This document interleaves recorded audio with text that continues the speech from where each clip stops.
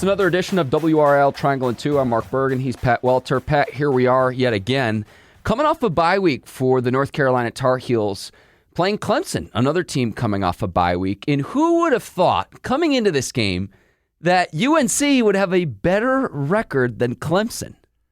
I mean, just like we all predicted, just like we hope to see here, and it's kind of a buried game in the noon time slot between two coaches who kind of look like the game might be passing them by in real time. Yeah, so Dabo Swinney, Bill Belichick. Clemson is about a 14-point favorite.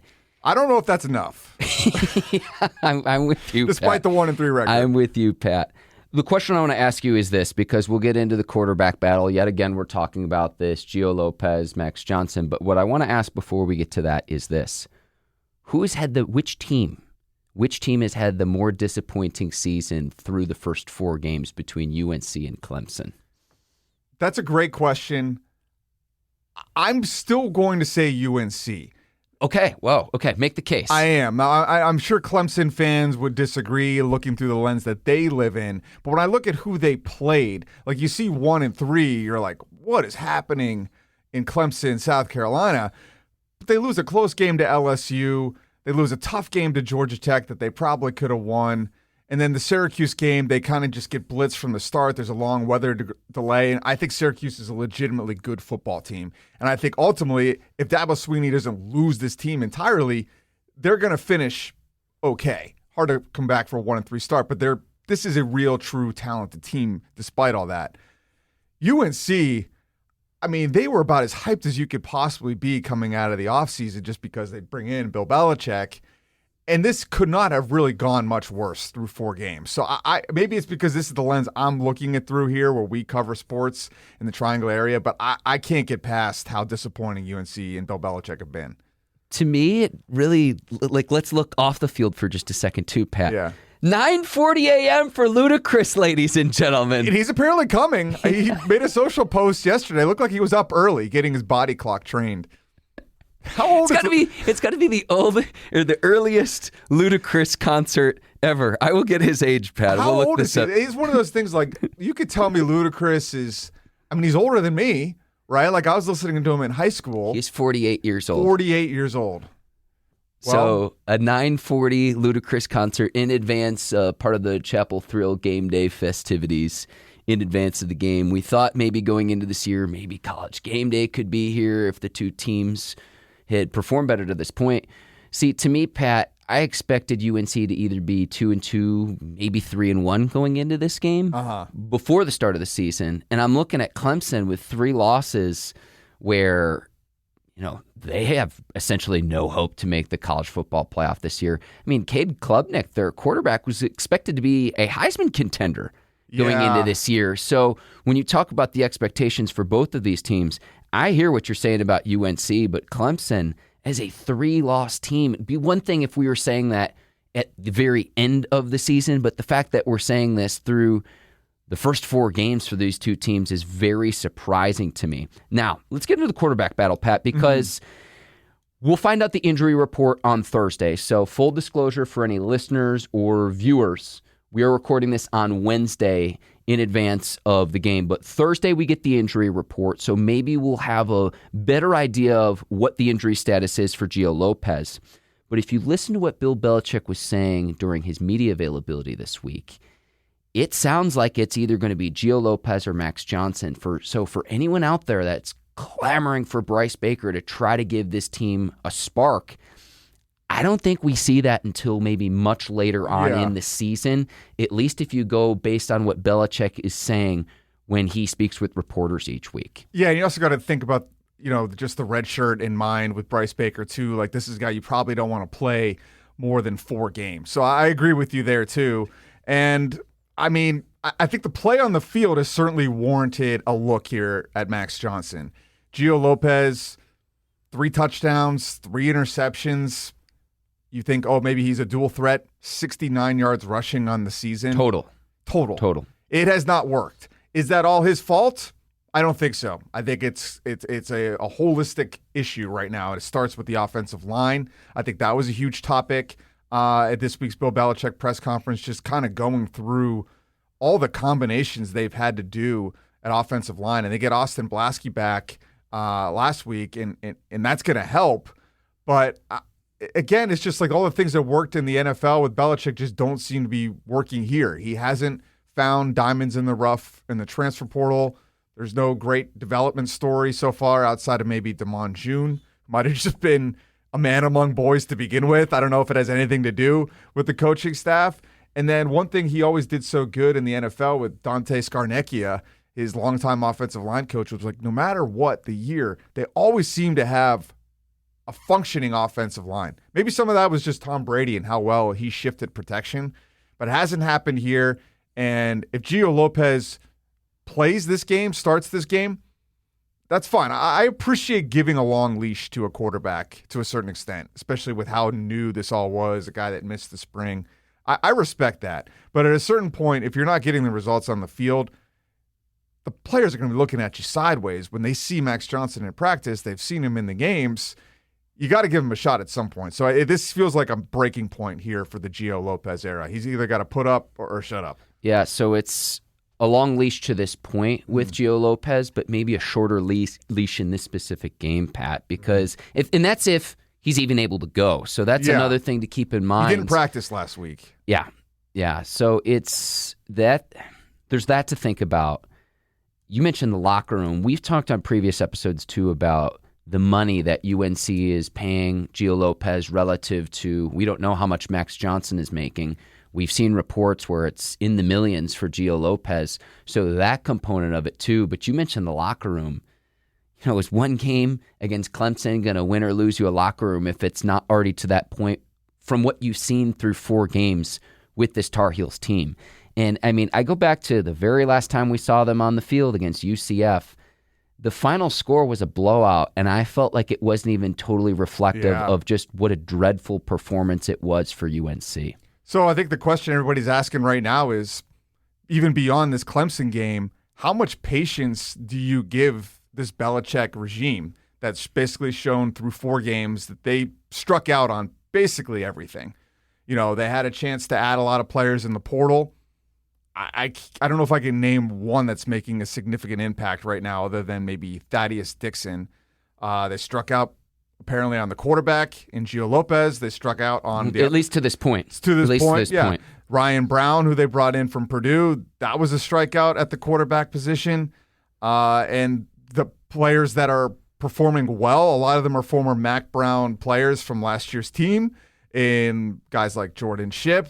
And then they're Mac Brown recruits and Damon June. So you have to ask yourself, what gives you faith that this is going to work long term? And I understand where guys like Lee Roberts, UNC Chancellor, Malcolm Turner, Board of Trustees Chairman, kind of came off with their comments this week at a Board of Trustees meeting. Our own Brian Murphy was there, got some of those quotes. Here's Lee Roberts.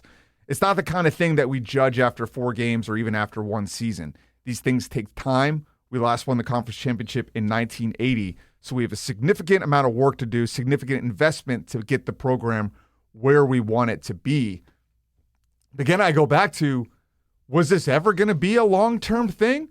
This was like a short-term play to make a run at the college football playoff, and Mike Lombardi's out there now talking about recruiting classes down the line, sending out emails to donors and going on the radio show talking about their recruiting classes that are in the teens, thinking that that's going to renew faith.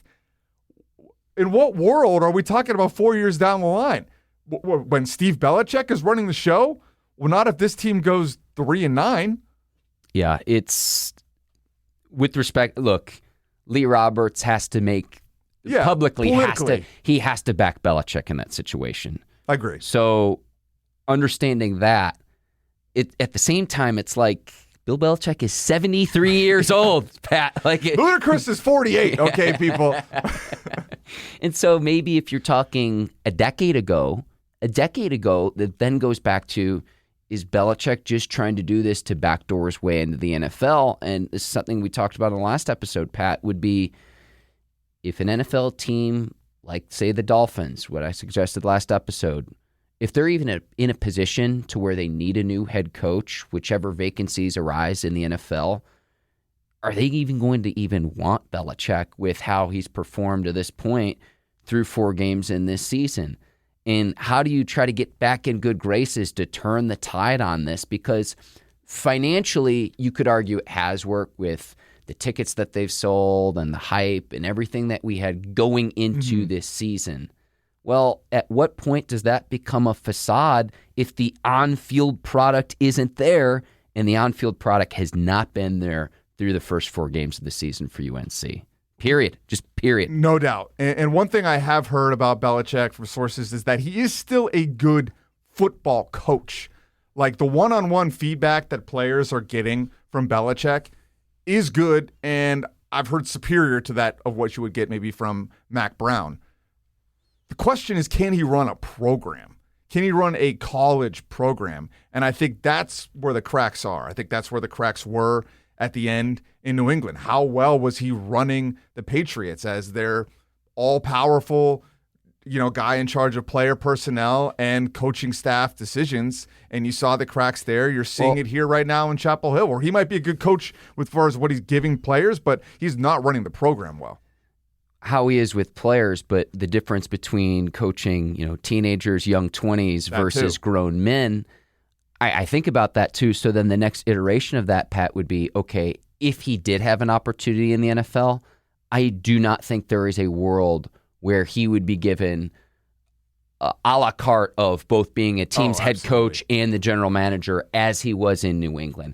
I think that those days are gone and over with if he were to work his way back to the NFL level. And it's like, look, we're talking about all of this 4 games in before a huge game against Clemson, a Clemson team that is, at least from a talent standpoint, much better than a 1-3 record. Like, it is amazing to me, Pat, that Clemson 1-3 is at least a 2-touchdown favorite in this game. That's crazy to me. I believe it. The line makes sense, and I do think it could be even more. Well, if it's 48-14 TCU, who does not have the talent level of Clemson despite the record disparity, 34-9 UCF, who does not have the talent level of Clemson, regardless of the 1-3.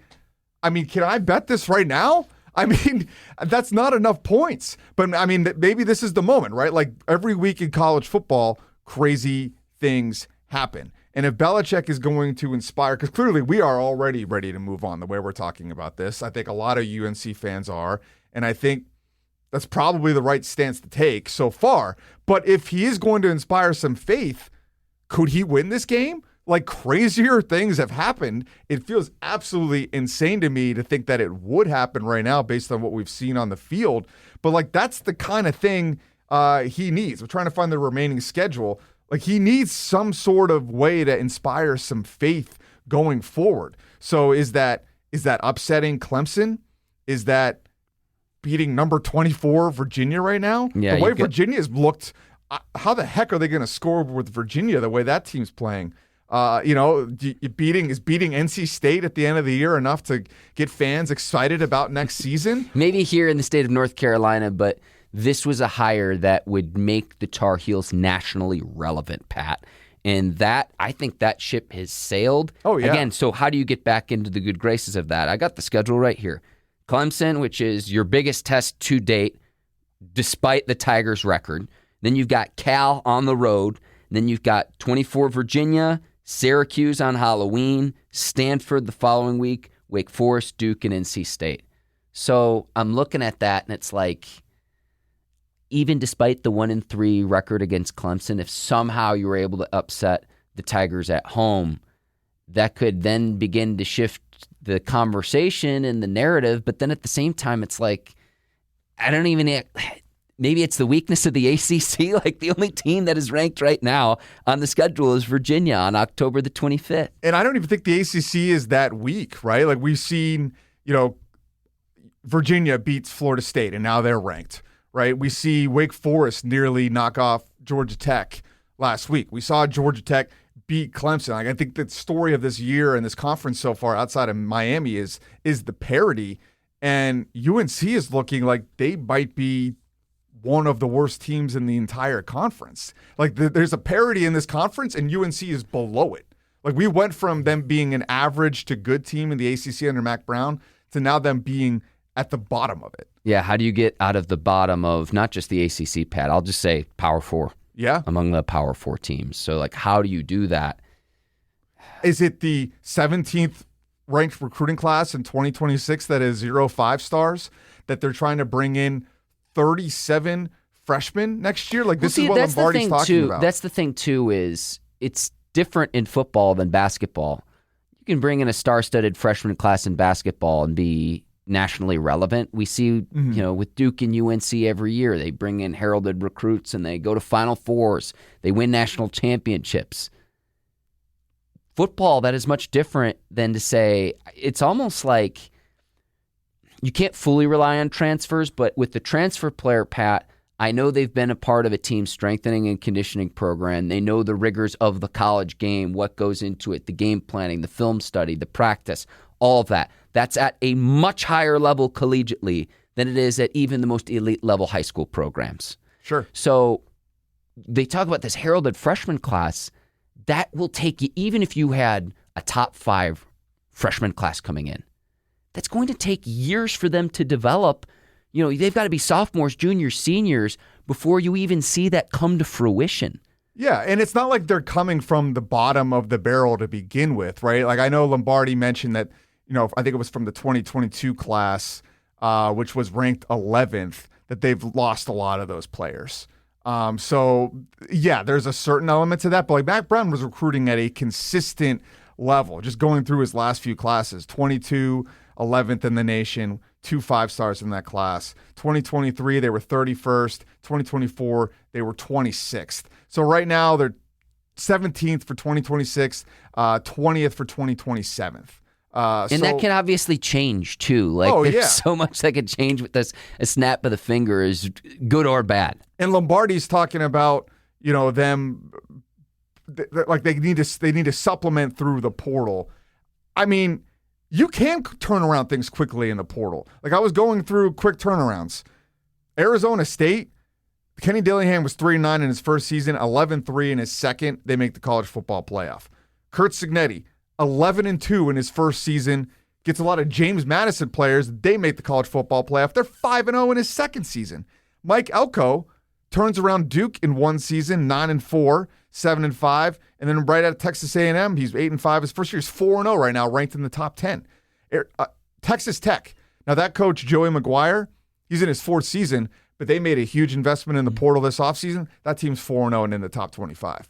Florida State, another one. Now, it was a disaster last year, but they made the college football playoff the year before when they hit on Jared Verse, Keon Coleman, and others. So you can do it. They should have when their quarterback got hurt. They ran the table and their quarterback got hurt. All right, they just missed the college football playoff. Right. But so they ran the table and still didn't make it. But that's a whole nother conversation.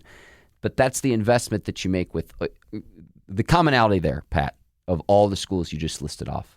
Strong head coaches, and you're paying for that. You're paying for premium with Belichick.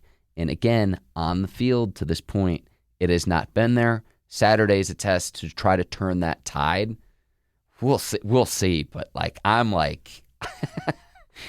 don't think this is going to be close. I really don't. I really expect Clemson to win and win pretty handily. We'll see, though. That's why they play the game Saturday. Any given Saturday, if you will. Yeah, in my opinion, the only chance they have is if Clemson is checked out.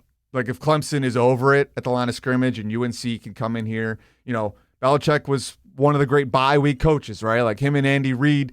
Well, so far in college, he was also one of the great second half coaches coming out halftime. That has not been something we've seen. They've been terrible coming out of the second half. Probably the only good thing they've been at is those opening scripted drives. So I don't know if that bye week Belichick magic exists anymore either, but we're going to find out. Keep an eye on the injury report Thursday. Again, we'll see which quarterback plays between Max Johnson and Gio Lopez.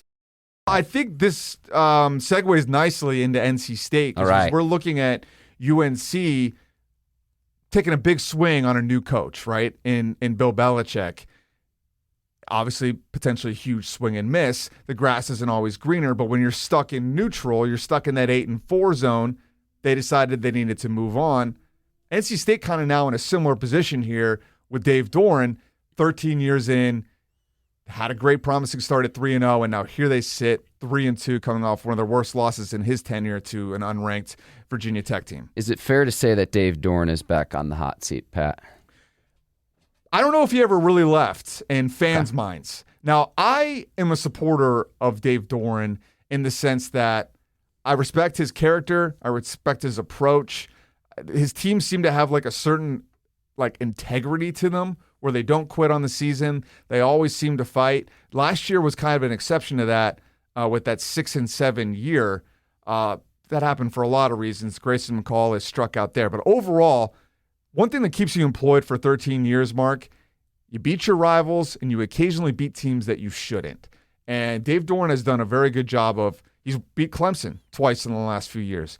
He owns North Carolina the last few years. Inexplicably can't seem to beat Duke. But beating the Tar Heels, beating Clemson the last few years has kept him in that seat. And that's what he's going to have to do here down the stretch to keep his job. Yeah, I've got a bulleted list of pros and cons. Yeah. I'll go through the pros and I'll go through the cons. Winningest coach in program history. He's not eclipsed 9 wins, but he has gotten to 9 wins in 4 different seasons, Pat. Then you mentioned the Clemson win. The 2021 win over Clemson is probably the biggest one. That's probably when you think of what is the signature moment of the Dave Doeren era. I think that would probably be it, the 2021 they Clemson stormed win. the field. It was in dramatic fashion. They made a heck of a lot of clutch kicks in that game. That was kind of a magical year. I think that was the same year that they beat UNC on that incredible last-second comeback in Carter Finley as well. So he's had some good seasons, right? Like 21 through 2023, 9-3, 8-5, 9-4. And one of those years could have been a 10-win season, the 2021 one where the Holiday Bowl was canceled. So he's had some good moments here, but fizzling a bit of late when you start 6-7 last year, 3-2 to start this season. The cons list, and I'll get into my thoughts about the Virginia Tech game, but sure. 3-6 in bowl games, 48-53 in ACC play, 7-25 against ranked teams, 4-9 against ranked teams at home, 12-8 while ranked against unranked teams. And again, I mentioned he's never eclipsed 9 wins in a single season. The Virginia Tech game, a thing I have in my notes too, Pat, worst loss since. And I was trying to do some research before the pod, and I'm looking on Twitter and X and trying to figure out, okay, to put this into better context for our listeners and viewers, Boston College in 2016, BC beat NC State, snapped a 12-game ACC losing streak in that one. But this week with Dave, the outside noise question that he was asked during his media availability at the start of this week, and trying to be focused on the task at hand, is something he talks about players. Mm-hmm. And you try to get the full context in there of, he starts talking about loyalty. And he did thank the fans. I think that's important to recognize versus just talking about loyalty where it's like, well, wait a second. You've got a sellout crowd at Carter Finley Stadium on a Saturday night against a 1-3 team with its interim head coach, the interim head coach in his second game after Virginia Tech had fired their head coach. And so I think that gets taken out of context talking about the loyalty part of that, but it's like, man, coming off a loss to Duke in a game against a rival, I'm going to say it, a team that's beaten you in consecutive seasons now, you've got to be wanting more if you're an NC State fan. And okay, you look across the road and say, well, is it all that much better with Belichick at UNC, and how hilarious that is? The one thing I'm not going to fault the Tar Heels' decision to bring in Belichick is at least they took a swing. And it's like with Dave Doeren, he's been as successful as any coach has been here in program history, but to think that, could he take this team over the top to get to that 10-win season, to at least go to an ACC championship game? We're not even talking about winning an ACC championship game, Pat. I'm talking about under Dave Doeren's tenure. They haven't even been there.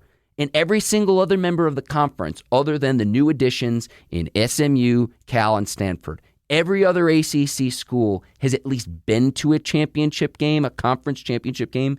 NC State has not under the Dave Doeren tenure. And I think that's where a lot of the frustration stems from, of laying an egg at home against a team, again, that's 1-3 coming in that has an interim head coach. That's where the frustration is. Yeah, and I can empathize with that frustration. I get the idea that 13 years in, when you kind of can't seem to crack that ceiling of 8-9 wins. There's really no evidence that he's going to. I thought this season seemed like it could be, right? When you start 3-0, you have a quarterback in C.J. Bailey that is NFL caliber. You have a running back in Hollywood Smothers that is a star, and a defense that was at least situationally good to start the year. And you're like, could they do it? Could this be a special season?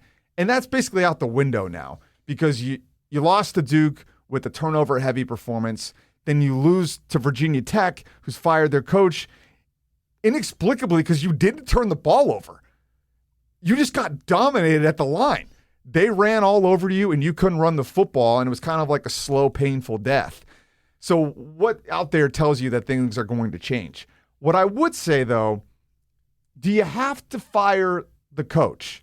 And I think this is what teams are going to need to be asking themselves around the country. Because if you have to put all this money into buying out a coach, putting all this money into then bringing in a new coach, investing in that coach's staff, giving that coach everything he needs, could you just funnel all that money into next year's roster? And that's what UVA seemingly has done with Tony Elliott. And this was a guy that was, talk about being on the hot seat, he was 3-7, 3-9, 5-7. I mean, everybody in the ACC talks really highly about Elliott, other coaches, but none of the results were on the field. Well, now he's got a much better roster, and they're competing in the ACC. Meanwhile, Virginia Tech is looking to do something similar where they're trying to add $229 million to their athletic budget over the next 4 years to get themselves into the top third of the conference. Meanwhile, NC State, their athletic budget for this year was $147 million. So they're not quite there. So could they just invest more money into Doeren? Because I'm not sure I fully buy this narrative that maybe some people are informed about that Doeren wants to retire. The guy's 53 years old. Yeah, I'm with you, you know Pat. What I mean? I'm with you, Pat, in terms of that wouldn't be an age a coach would traditionally retire, or if they would call it a retirement to He's going to coach somewhere else in some capacity. Maybe he takes a year off to get his priorities right. And why would he be forced to retire to where NC State would owe him about $12.5 million at the end of the season if they decided to fire him? So why would he retire when he would then be owed between $12 and $13 million, Pat? So that doesn't make any sense to me. He's making a little bit more than $6 million per year, so we'll see what happens. The question I have is if NC State does retain him, and look, people are saying, well, why aren't you talking about Campbell? NC State's a 41.5-point favorite, folks. If they can't beat Campbell at 2 o'clock on Saturday, we got way bigger problems. He will be fired. And we might have a different conversation. Yes, we might have a different conversation. If they do decide to keep Dave Doeren beyond this season, can he retain quarterback C.J. Bailey? That's probably my number one question, because even despite NC State's slip-ups in the last 2 games, 2-game losing streak, I do think Bailey has performed at a high level at points of this season. And I don't even think, I like C.J. Smothers Bailey as well. I'd put Smothers in that conversation as well. Yeah, that's fair. I mean, I like C.J. Bailey, but let's not act like this guy is the second coming. I mean, he's been good. I think he's an NFL QB, but he's not like a be-all, end-all. I think we're putting too much. I think people got too excited that they actually recruited a quarterback from scratch as part of landing one in the portal. I mean, it's fun when you find somebody that pops. I get it. I like C.J. Bailey, but I think we're a little bit maybe too hyped on what he is versus what he actually has been. Because at the end of that game, if C.J. Bailey is it, if he is an NFL QB, he's got to beat Virginia Tech. He's got to win that game. Sometimes it's just that simple. Yeah. He had a chance at the end of that game to drive them into field goal range to win it. Did not do it. I mean, there's more factors, but sometimes it's like that cut and dry. It's college football. You can't get in field goal range. For better or for worse, the quarterbacks and the head coaches are going to get all the praise when they do well, and they're going to get a lot of the blame when things don't, Pat. And for better or for worse, that's the name of the game when you talk about football. Yeah, I don't know. That to me was a moment. I'm watching the game, and I'm just like, this is it. He's got to find a way to win here. Now, he's only, it's his second year starting. But, I mean, at the same time, second year starting quarterback, I mean, that's about as much experience as a lot of guys can hope for. There's plenty of guys that just kind of bop around and they get one good year starting in their 5th year, and then they're in the NFL. So, Bailey's not some inexperienced quarterback at this point. I'm with you there, and I think that okay, where does NC State land this year? I do think they'll win 6 games to make it to a bowl of some sort, but that back half of the schedule is a lot more difficult. I think things just get, beyond this Campbell game, things just get more and more challenging as you get on the back half of the schedule versus the front half, Pat. I like that conversation because I was looking at it earlier, trying to do some math. Like, how can they get to 8-4? And it's basically they have to beat 2 of Notre Dame, Georgia Tech, Miami, and Florida State. And that's assuming that they beat the easier teams in Campbell, Pitt, UNC. And in NC State's argument, the Wolfpack have a much more difficult schedule than the Tar Heels do. At least going forward. No doubt. And I know it's like, well, how could you say that of this week's matchup if you actually look at the full schedule? That stretch, you got it right in front of you, Pat, but that NC State faced on the back half of the year where it's like, if they're tripping up now against Virginia Tech, what does that look like? It's a red flag. Yeah, I mean, so let's kind of hash it out then. Like, what do we think he needs to do to save his job? Like, do you agree? It's like if he beats 2 of, or at least maybe, there's a difference between getting 8 wins, 9 wins, and just saving your job. So if he beats 1 of Notre Dame, Georgia Tech, Miami, Florida State, and then also beats North Carolina, he's good. Is that enough? I don't know if like beating Georgia Tech. Here's the thing, Pat.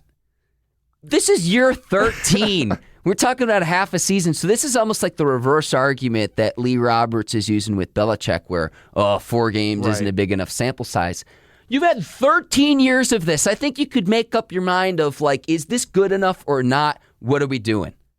I guess the question, I always. Sorry, I don't mean to poo-poo your question, but it's like we've had 13-year sample size now. What's a few more games down the stretch of this season really going to tell us from what we have seen to this point under the Dave Doeren era? Yeah, I guess it's like an old married couple, like, going to therapy and saying that they're going to do all these things different, when in reality, it just reverts back to, like, guy gets home on the couch, cracks a beer, puts on the show, says, Mary, what's for dinner? And they're back to their same problems they've always had. You don't listen to me. You know what I mean? Like, maybe that's where we're at. So, but I would think they would need to at least win one of those games. To at least answer your question, I think they'd need to win it at least one.